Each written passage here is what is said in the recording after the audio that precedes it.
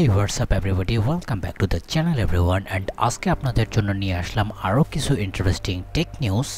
আশা করি আপনারা ডিসঅ্যাপয়েন্ট হবেন না। তো প্রথমের যে নিউজটি আসছে সেটি AMD এর কাছ থেকে, আর এটা খানিকটা আপনারা কনফার্মেশন বলতে পারেন, কারণ AMD Ryzen 5 9600X3D আমাদের সামনে অ্যাপিয়ার হয়েছে, যেটা আসলেই একজন গেমারকে অর্থাৎ অ্যাফোর্ডেবল গেমারকে অনেক হেল্প করতে পারে। আর আপনারা জানেন এই জেনারেশনের X3D অনেক সুপিরিয়র হয়েছে, সেকেন্ড জেনারেশনের V-Cache টেকনোলজিকে ব্যবহার করছে। যদিও এখনও পর্যন্ত আমাদের সামনে ক্লক বা আদার্স বিষয় আসেনি, তবে হ্যাঁ, ক্যাশের বিষয়ে আমরা জানতে পারছি। 102 MB ক্যাশ হবে, 6 কোর 12 থ্রেডের এই CPU। আই থিঙ্ক এটা 65 ওয়াটের TDP-র সাথেই আসবে, তবে এটা আসলে কতটা অ্যাফোর্ডেবল হয় বাংলাদেশ মার্কেটে এসে সেটি দেখার বিষয়, কারণ আমরা Ryzen 7 9800X3D-র সাথে যেটা দেখতে পেরেছি সেটা অবশ্যই অনেকটা লেভেল ছিল। আপনারা কি একটা জিনিস খেয়াল করেছেন, AMD হোক অথবা ইন্টেল, তারা কিন্তু CPU মার্কেটে অনেক ডেসপারেট হয়ে যাচ্ছে তাদের প্রেজেন্ট আর একটু তুলে ধরার জন্য। কারণ কি, এখন যদি আমি ইন্টেলের কিছু বিষয় নিয়ে কথা বলি, বিশেষ করে তাদের কোর আল্ট্রা 200 সিরিজের ডেস্কটপ CPU, আর স্পেসিফিকলি যদি আমি কোর আল্ট্রা 7 265K অথবা এ ভ্যারিয়েন্টের কথা বলি, এগুলো আসলেই যে আপনাকে ভ্যালু দিচ্ছে বর্তমান মার্কেটে, যদিও বাংলাদেশে এটা দেখা যাচ্ছে না, US এবং অনেক মার্কেটে এটা কতটা এগ্রেসিভ এই প্রাইসগুলো থেকেই জানতে পারবেন। ফর এক্সাম্পল, আমি যদি এখানে কোর আল্ট্রা 7 265K এর কথা বলি, তো এটা অনেক জায়গায় দেখা যাচ্ছে $260, আবার কোনো জায়গায় 250, অথবা কোথাও কোথাও আবার দেখা গেছে $240, যেটা আসলে মাইন্ড ব্লাস্টিং একটা বিষয় হতে পারে যারা ইন্টেলকে ভালোবেসে থাকেন। ইভেন এখানে যদি কোর আল্ট্রা 7 265K F এর কথা বলি, তো সেক্ষেত্রে আপনারা জানেন ফিউজ করা আছে IGP, তো সেক্ষেত্রে এখানে আপনারা $230 মধ্যেই পেয়ে যাচ্ছেন। তবে হ্যাঁ, $10 দিলে আপনি কে ভেরিয়েন্টও পেয়ে যেতে পারেন মাইক্রো সেন্টারের ক্ষেত্রে অথবা অ্যামাজনের ক্ষেত্রে। তবে বাংলাদেশে দেখার বিষয়ে এরকম এগ্রেসিভ প্রাইস আসলে কবে আসে, তাও আবার কারেন্ট সিপিউর উপরে। আপনি বুঝতে পারছেন বিষয়টি? আমি বলছি না যে বাংলাদেশে এর প্রাইস কমেনি, অনেকটাই কমেছে। যেটা প্রথমের দিকে ছিল কোর i5 এর কথাও তো মুখেই আনা যেত না। তবে হ্যাঁ, বর্তমান সময়ে একটা ভালো পজিশনে আছে। যদি এগ্রেসিভ প্রাইসের সাথে বাংলাদেশে আসে, আমার মনে হয় যে ইন্টেলকেও কনসিডার করতেই হবে। আর প্রথমের দিকে একটা কথা বলেছিলাম যে তারা কেন এগ্রেসিভ হয়েছে ইন্টেল অথবা AMD CPU মার্কেটে, এর কারণ হচ্ছে ইন্টেলের আপকামিং যে নোভা লেক ডেস্কটপ CPUগুলো আসবে, সেগুলোর ম্যাসিভ লেভেলের পাওয়ার আপ করতে পারে। ইভেন আপনি খানিকটা নেক্সট জেনারেশনে AMDর কম্পিটিশনের উপরেই রাখতে পারেন। যদি আমরা কোর কমপ্লেক্সের দিকে দেখি, এবার কোর আল্ট্রা 9 আসতে পারে ম্যাসিভ 52 কোরের সাথে। ইভেন কোর আল্ট্রা 3 পর্যন্ত হয়তো বা এবার আপনাকে 16টা কোর অফার করতে পারে। এ সম্পর্কিত আমি একটা টেক নিউজ করেছি, যেটা প্রিভিয়াস আপনারা দেখে নিতে পারেন। আর আপকামিং 10000 সিরিজ তো আরও অনেক এগ্রেসিভ হতে পারে AMDর পক্ষ থেকে। তো দুই জায়গা থেকে আমরা একটা ভালো কম্পিটিশন দেখতে পাচ্ছি, যেটা আমাদের সাধারণের জন্য অনেক ভালো হবে। দেখার বিষয়ের সামনে তারা কি করে। তারপরের যে নিউজটি আসছে, এটি মূলত গেমিং নিউজ আপনারা বলতে পারেন। আর আপনাদের মধ্যে অনেকেই আছেন যারা ব্যাটেলফিল্ড ফ্র্যাঞ্চাইজির সাথে মোটামুটি পরিচিত। আর ব্যাটেলফিল্ড 2 নামে কনফিউজিং হবেন না, ব্যাটেলফিল্ড 2 20 বছর হয়তো বা পার করে নিল।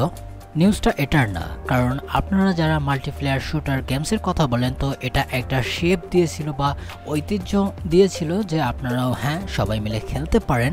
ইট was very futuristic move from Battlefield. তবে হ্যাঁ, সামনের দিকে আবারও আসতে চলেছে আরও কিছু নতুন গেমস।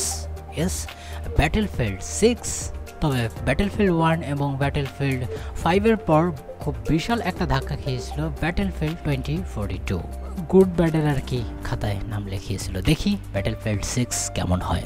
বাই দ্য ওয়ে, আপনাদের প্রথম মাল্টিপ্লেয়ার গেম কোনটা ছিল অবশ্যই কমেন্ট সেকশনে জানিয়ে দিতে পারেন।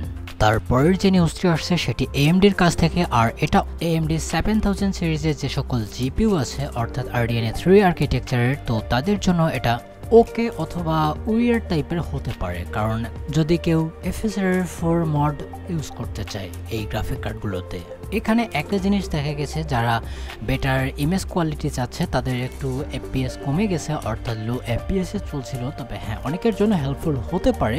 অনেকেই আছেন যারা হ্যাভি এবং গ্রাফিক্যালি প্লিজিং টাইটেলগুলো খেলে থাকেন, তাদের একটু ইমেজের উপর অবশ্যই সফট কর্নার থাকে। যদিও কিছু এফপিএস কম পাওয়া যায় সেটা ব্যাপার না, যদি এরকমটা হয়ে থাকে অনেকের জন্য ভালো হতে পারে এই মড ইউজ করার ফলে। তবে সেক্ষেত্রে আপনার কিছু এফপিএস কম হবে। বাই দ্য ওয়ে, শেষের নিউজ কভার করার আগে আরেকটা বিষয় আপনাদেরকে জানিয়ে দিতে চাই। আগের টেক নিউজে অনেক ইম্পর্টেন্ট বিষয় নিয়ে আলোচনা করা হয়েছে, তাই আপনি চাইলে সেটা দেখে আসতে পারেন। অনেক কিছুই বিষয় থাকবে যেগুলো সেই দিনের জন্য না, ফিউচারের জন্য। So now move on to the last news. তো এটি মূলত এএমডির কাছ থেকেই আসছে তাদের আপকামিং ইউডিএনএ আর্কিটেকচার নিয়ে, অর্থাৎ 10000 সিরিজের যে সকল গ্রাফিক কার্ড হবে সেটির বিষয়ে। বর্তমান সময়ের জন্য একটা জিনিস আমাদের সামনে চলে এসেছে, এগুলোর যে ডিসপ্লে আউটপুট হিসেবে স্ট্যান্ডার্ডাইজ হবে, অর্থাৎ এখানে HDMI 2.2 কানেক্টিভিটি আমরা দেখতে পারবো, যেখানে আপ টু 80 Gbps স্পিড এখানে ক্যারি করতে পারবে কেবলের থ্রু। রেফারেন্স হিসেবে যদি আমরা HDMI 2.1 এর কথা বলি, তো এটা 48 Gbps পর্যন্ত ছিল। এর আগেরটা ছিল শুধুমাত্র 18 Gbps।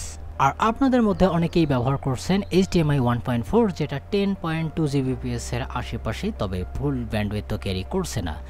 HDMI 2.2 96 পর্যন্ত এটা ইউজ করতে পারবে, অবভিয়াসলি থ্রু বাই GFX 13। তবে আমাদের একজন ওয়েল নন লিকার কেপলার, তিনি একটা বিষয় ক্লিয়ার করেছেন, HDMI 2.2 AMDর জন্য আর কি, যেটা নেক্সট জেনারেশন হবে, 64 GB থেকে 80 Gbps পর্যন্ত এটা টেক অফ করতে পারবে। তবে দেখার বিষয় যে আপনার পকেটে কত টাকা আছে সেই বিষয়ে আর কি, কনফিগারেশন দিলেও দিতে পারে, আমি এখানে ক্লিয়ার নই। তো এটা একটা বিষয় যে সামনের গ্রাফিক কার্ডের জন্য এরকমটাই হচ্ছে। তবে এখানে আরেকটা ইন্টারেস্টিং নিউজ এসে যায়, অবশ্যই ইউডিএনএ আর্কিটেকচার নিয়ে। এটাকে আপনারা APU kind of like CPU বলতেই পারেন, কারণ PS6 যে আপকামিং আসতে চলেছে, অথবা এক্সবক্স সিরিজ 2 কথা বলি, তো এখানে তারা আরেকটা বিষয়কে অবশ্যই হাইলাইট করবে, সেটা হচ্ছে রে ট্রেসিং এবং এআই গেমস।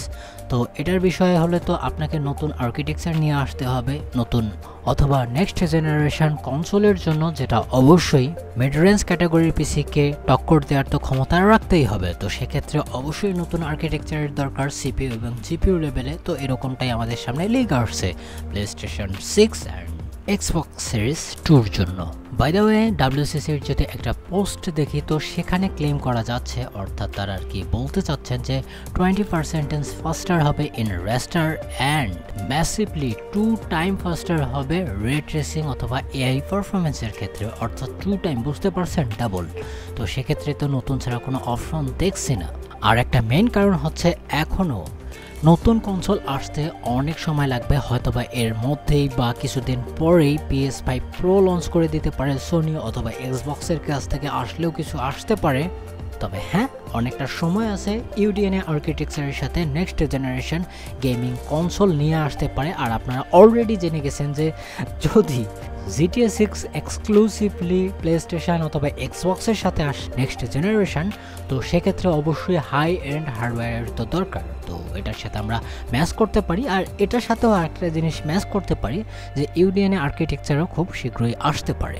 তাই বলে ভাববেন না যে অমুক তমুক ফোন যে সামনের সপ্তাহেই লঞ্চ হয়ে যাচ্ছে, এরকমটা না, অনেক টাইম দিতে হয়। আই হোপ যে ভিডিও আপনার পছন্দ হয়েছে, হয়ে থাকলে লাইক দেবেন, যদি কিছু বলার থেকে কমেন্টে জানিয়ে দিবেন, আর এখনও চ্যানেলটিকে সাবস্ক্রাইব না করে থাকলে প্লিজ করে দিবেন। নেক্সট ভিডিওতে দেখা হবে, অবশ্যই ভালো থাকবেন, সুস্থ থাকবেন, বাই বাই।